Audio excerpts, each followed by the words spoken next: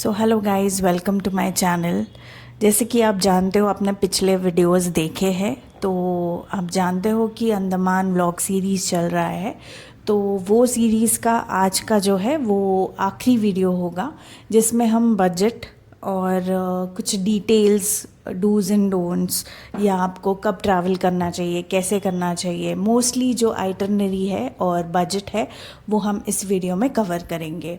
सो बने रहे वीडियो में और आगे चल के हम बात करेंगे। तो सबसे पहले हम बात करेंगे अंडमान एंड निकोबार आइलैंड के लिए।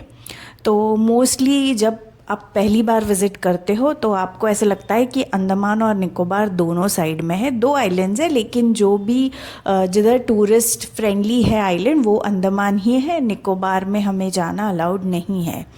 तो अगर आपको अब्रॉड का ट्रिप फील करना है और बहुत ही सुंदर क्लीन बीचेस देखने हैं और अब्रॉड जैसा फीलिंग लेना है तो आप अंडमान से स्टार्ट कर सकते हो। अगर आपने कभी अब्रॉड ट्रैवल नहीं किया है and you want to start with something कि आपको वो फील हो जाए, तो आप डेफिनेटली अंडमान से आप स्टार्ट कर सकते हो।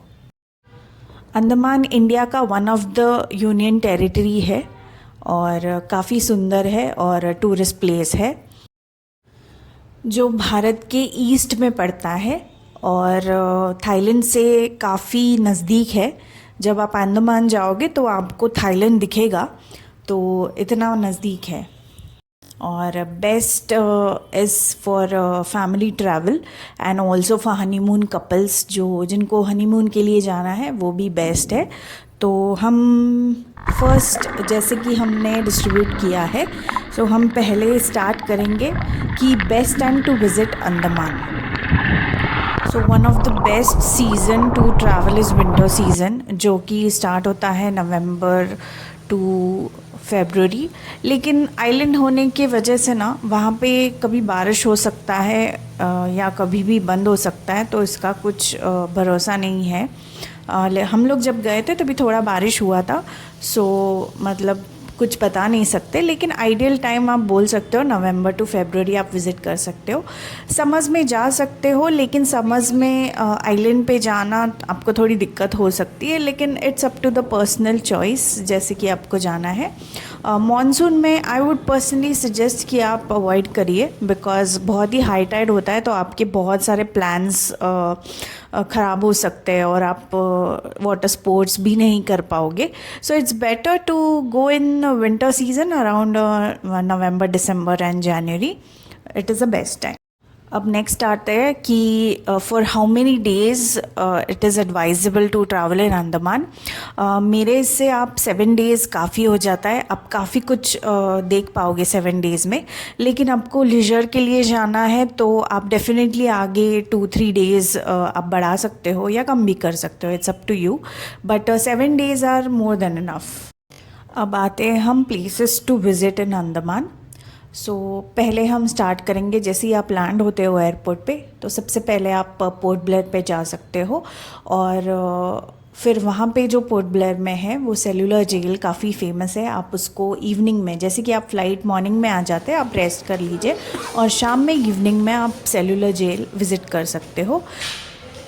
पोर्ट ब्लेयर में ही काफ़ी सारे बीचेस है, जैसे कि जॉली बॉय बीच है जो आप सनसेट के लिए जा सकते हो, रॉस आइलैंड है, नॉर्थ बे आइलैंड, वाइपर आइलैंड, ऐसे काफ़ी सारे आइलैंड्स हैं जो पोर्ट ब्लेयर के साइड में है।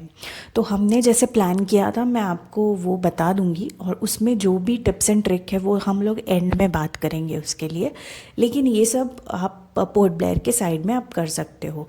पोर्ट ब्लेयर में काफ़ी सारे म्यूज़ियम्स हैं, आप उसको विज़िट कर सकते हो। फिर पोर्ट ब्लेयर में एक गुरुद्वारा है, अगर आपको टाइम परमिट मिलता है तो आप वहाँ पे भी विज़िट कर सकते हो। नेक्स्ट आप लोग नील आइलैंड जा सकते हो, फिर हैवलॉक आइलैंड है, उसके अंदर ही काफ़ी सारे बीचेस है और आइलैंड्स है, ये सब आप कवर कर सकते हो इन योर 7 डेज़ आइटनरी। तो वो जो डिटेल है मैं आपको आगे बताऊंगी, लेकिन ये जो बेसिक मेन जो चीज़ें है आप उसमें ट्रैवल कर पाओ। अभी आते हैं हम बेसिक आइटनरी से। सबसे पहले आपको अगर अंडमान जाना है तो आपको फ़्लाइट्स बुक करना पड़ेगा।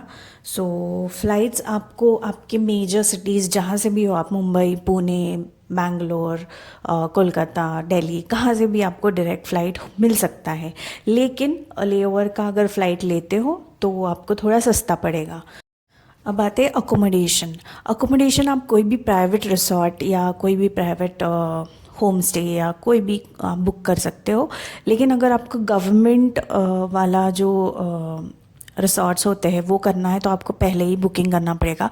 उसकी लिंक मैं डिस्क्रिप्शन में दे दूँगी। आपको बुकिंग जब करना है आप जाके एक बार कंफर्म कर सकते हो वेबसाइट पे।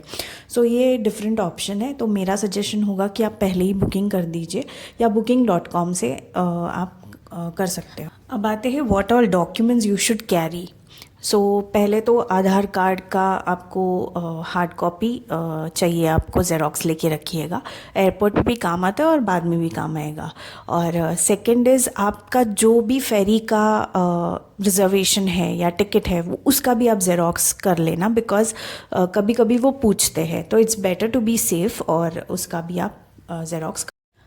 करेंसी वहाँ पे इंडियन ही करेंसी चलता है, लेकिन आपको कैश कैरी करना होगा बिकॉज़ समटाइम्स वहाँ पे नेटवर्क का इशू है, और तो इसलिए आपको कैश कैरी करना मस्ट है। और एक और चीज़ बताना चाहूँगी, वहाँ पे BSNL का नेटवर्क काफ़ी अच्छा है as compare to other net. अभी मोड ऑफ़ ट्रांसपोर्ट, इंटरनली आप घूमोगे तो उधर ऑटो है, कार्स है।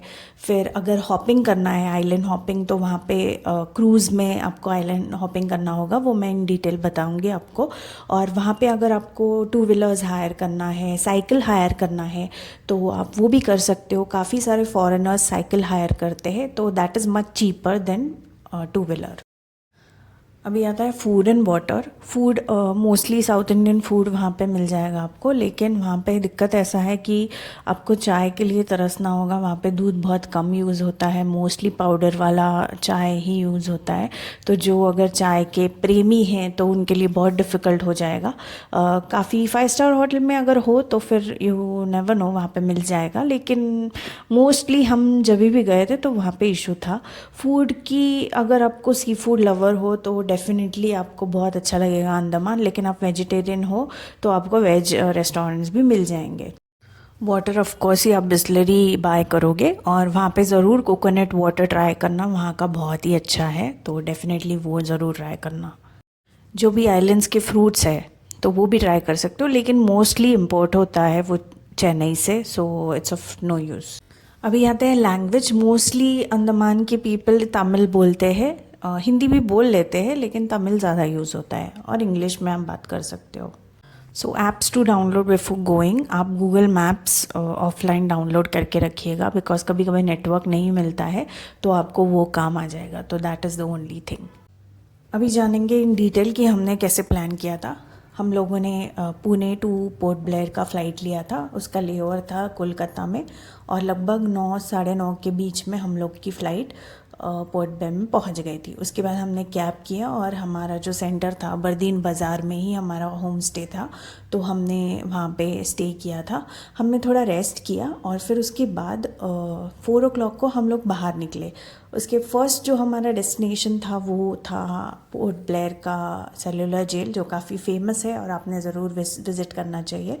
उसके बाद पूरा देखने के बाद लगभग 2 घंटा लगता है आपको घूमने के लिए, और फिर वहाँ से हम लोग गए थे लेज़र शो, जो अराउंड 7:30 को होता है लेज़र शो, तो आप वो लेज़र शो मत मिस करें।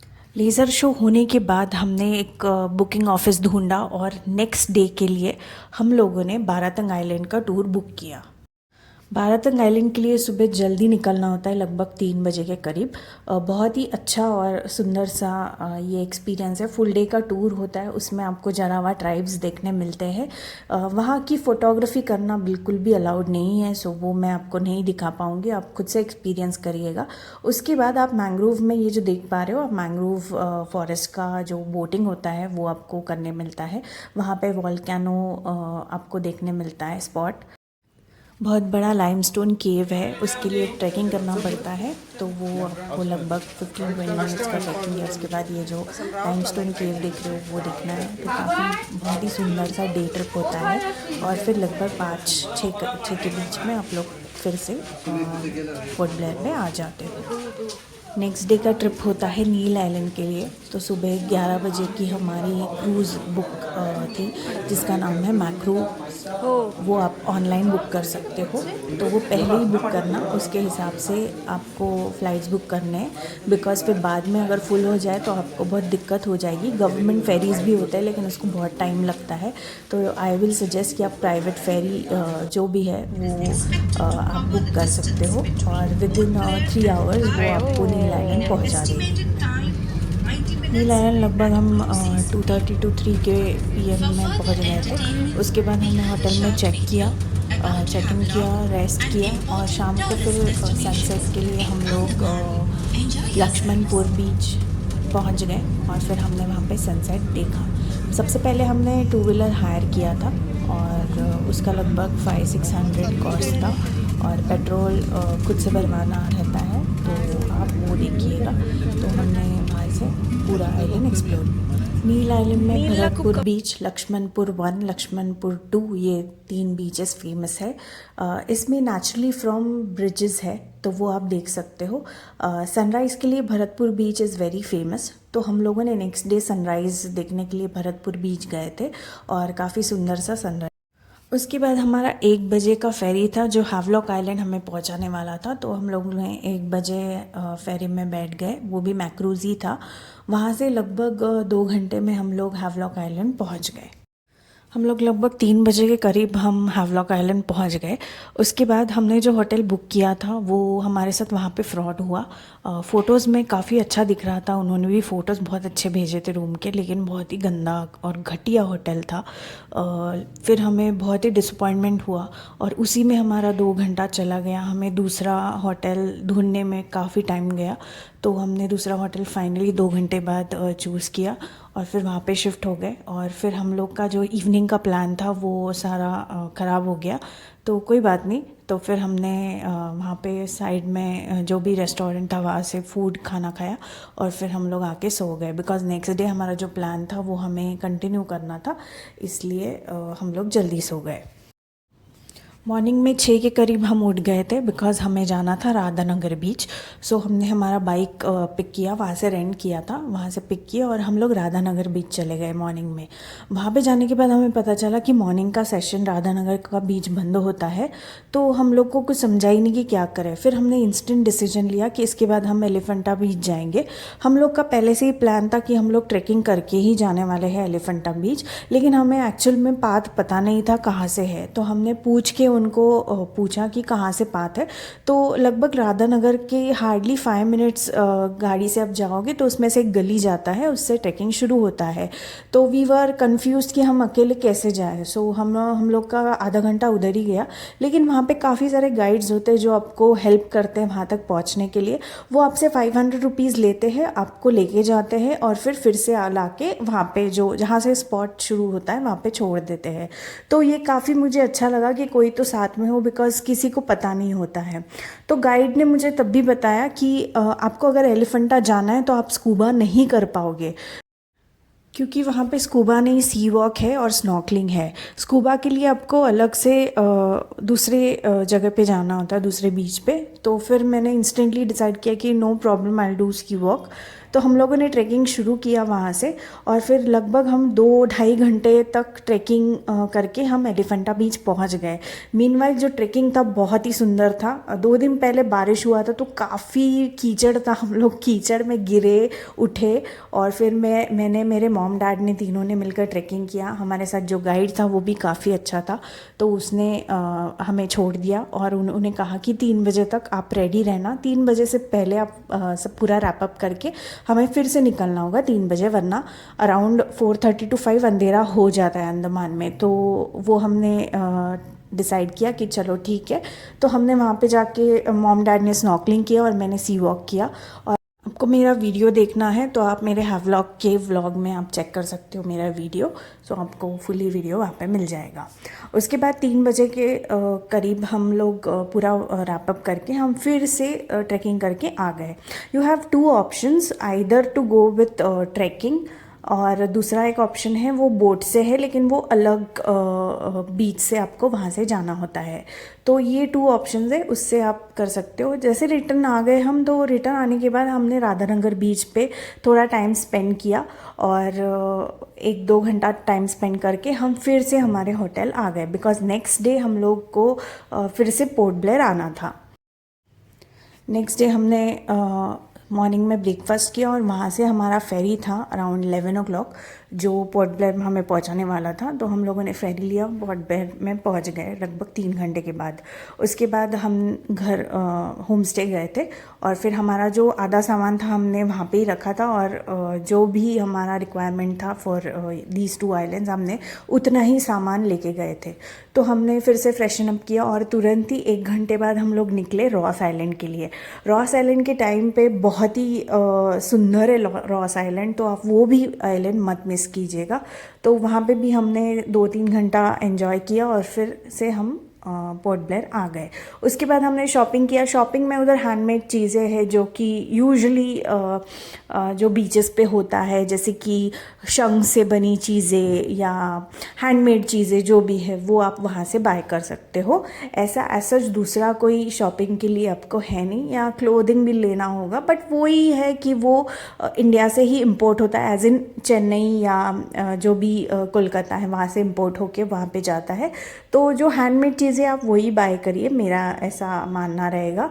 तो वो आप शॉपिंग कर सकते हो। वाटर स्पोर्ट्स ज़रूर करिए, नारियल पानी ज़रूर आप पिए और ये सब चीज़ें आप एंजॉय करिए। फिर हम आ गए थे और नेक्स्ट डे हमारा फ्लाइट था फिर से पोर्ट ब्लेयर से पुणे। तो हम लोगों ने हमारा ऐसा 7 days का हमारा ट्रिप था, काफ़ी अच्छा था। हमने ऑलमोस्ट सारे आइलैंड्स कवर किए और जो भी बीचेस थे तो वो जो भी मिस हो गए थे वो ऑफ कोर्स नेक्स्ट टाइम हम ज़रूर उसमें प्लान करेंगे और नेक्स्ट टाइम ज़रूर हम वो कवर करेंगे। तो ये हम लोग गए थे बहुत ही पहले 2019 में हम लोग गए थे, तो तभी मैंने ज़्यादा वीडियोज़ नहीं लिया था, जस्ट फ़ोटोज़ थे। तो यस, ऐसे था हमारा अंडमान का ट्रिप। अभी आते हैं हम बजट और फाइनल ब्रेकअप में। तो कितना खर्चा आएगा कपल के लिए मैं बताऊंगी, बिकॉज सिंगल फिर आप कर लेना वैसे अराउंडली, ठीक है। तो कपल के हिसाब से हम अभी कैलकुलेट करेंगे कितना बजट आ सकता है और मैक्सिमम टू मैक्सिमम कितना हो सकता है। इस वीडियो में मैंने वाटर स्पोर्ट्स भी इंक्लूड किया है और हर तरह के एक्टिविटीज़ है वो भी इंक्लूड किए है। सिर्फ शॉपिंग इंक्लूड नहीं किया because it is a personal choice. So जिस हिसाब से हम शॉपिंग करेंगे उस हिसाब से अपना खर्चा बढ़ेगा। So this budget is frame for 2 people। सो सबसे पहले हम फ़्लाइट से स्टार्ट करते हैं, जो आपको 15-16,000 में टू एंड फ्रो आपको मिल जाएगा। उसके बाद एयरपोर्ट टू सेंटर जो आप कार से आप कर सकते हो, उसका लगभग 500 रुपीज़ वो चार्ज करते हैं। होटल का लगभग 2 to 5,000 के बीच में आ जाएगा, जिस हिसाब से आप होटल चूज़ करोगे। तो उसका लगभग 7 days का 21,000 आएगा। फिर बारातंग ग्रुप टूर एक प्राइवेट कार की ओर से आप जा सकते हो, तो उसका लगभग 7 to 8,000 आ सकता है। आप बार्गेन भी कर सकते हो, लेकिन लगभग उतना ही आएगा। फिर फेरी चार्जेस प्राइवेट अगर मैक्रूज़ कर रहे हो तो 1 to 1.5 पर ट्रिप आपका पड़ेगा। तो उस हिसाब से 3 दिन का पर पर्सन 4,500 आपका पड़ सकता है।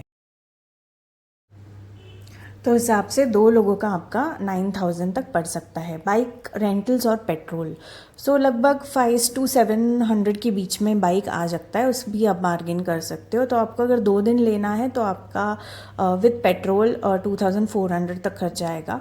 एलिफेंटा बीच फेरी अगर करना है आपको 750 to 850 पर पर्सन उसका राइड हो सकता है। या आपको ट्रैकिंग करना है तो 500 to 1,000 के बीच में आप उनको दे सकते हो और आपका सारों पूरे लोगों का उतना हो सकता है।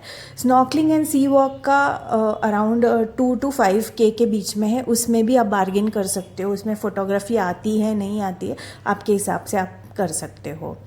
नेक्स्ट इज़ अगर आपको स्कूबा भी करना है तो स्कूबा का अराउंड 5 to 7 के ही है विथ फोटोग्राफी। फूड आप पकड़ के चलो 1 to 1.5 के पर डे, तो उस हिसाब से आपका 8 to 9 के फॉर 7 days फॉर कपल आप पढ़ सकता है। और मिसलेनियस आप 2 के में पकड़ सकते हो।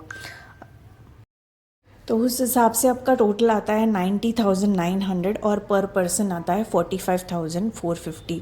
लगभग 45,000 राउंड ट्रिप आप पकड़ सकते हो, पूरा इंक्लूडिंग एवरीथिंग स्पोर्ट्स। शॉपिंग का अलग से है, आपके हिसाब से आप कर सकते हो। तो ये था अंडमान का आइटरनरी और बजट। अगर आपको अच्छा लगे तो please like share and subscribe करना। वीडियो काफ़ी बड़ा हो गया है लेकिन उतना तो बनता है।